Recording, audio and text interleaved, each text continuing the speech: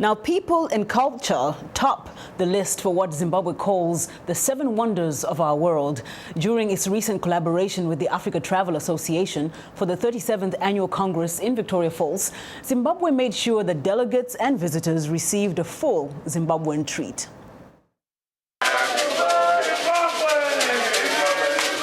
Zimbabwe has been shunned for years by tourists and investors because of its political challenges.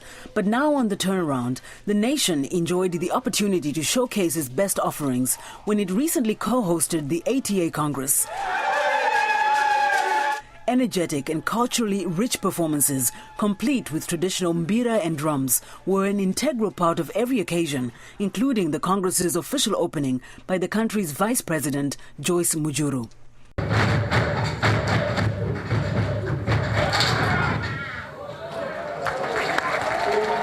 Showcasing its cuisine, organizers filled tray after tray with traditional, delicious food spread throughout this room with what Kingdom Hotel executive chef Charles Musiringofa describes as exclusively Zimbabwean. Mopane worms, lusu or sadza, we are talking about roasted peanuts, we are talking about nopi, which is pumpkin, we are talking about the monga, the rio, and mazondo, which is the cow hills. Visitors were also treated to a serving of the local brew, maheu, served in these traditional containers. Sineke Dube reveals the ingredients. Maheu is some juice made from sadza. It's non-alcoholic. As part of the attractions of the Congress, the Zimbabwe Tourism Authority hosted a cultural night concert to showcase the country's rich music culture. The ZTA assembled the best of the country's modern, traditional and timeless acts, including the highly acclaimed Oliver Mtukudzi, who was recently named the country's tourism and cultural ambassador.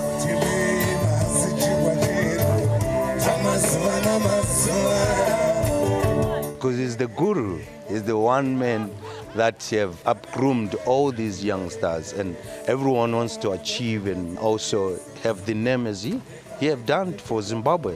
Music director King George Zikimoyo organized the cultural concert and heads his own company called Idwala Elukuteta Production Services. He says there's a wide appreciation not just from tourists but among Zimbabweans for traditional music, and the crowd that turned out for the show proves it. What I did was to vote for those who actually have the quality of traditional music that we'll be looking at, and the people that they can able to go and display the best of our traditional music. He also says his choice of performers, such as Tandanane, a Bulawayo-based women's group, Iyasa or Nkululeko Yabacha School of Arts, Chicken Bus, Mtukudzi and others, reflects the true spirit of Zimbabwean music.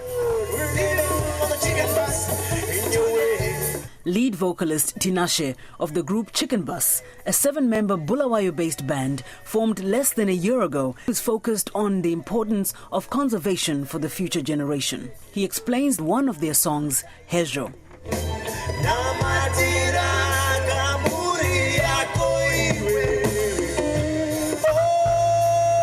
Hezo is a song of prayer, communicating to whatever force you believe is greater than you, and you're basically saying, hey, guide me, make me take the next best step that I can possibly take.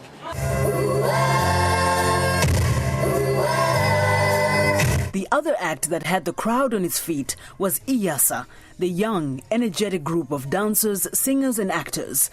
Now in its 11th year, the group's administrator, Mercy Kayumba, says she's proud of the group's success. It's a school of arts that gives the youth a platform to express themselves.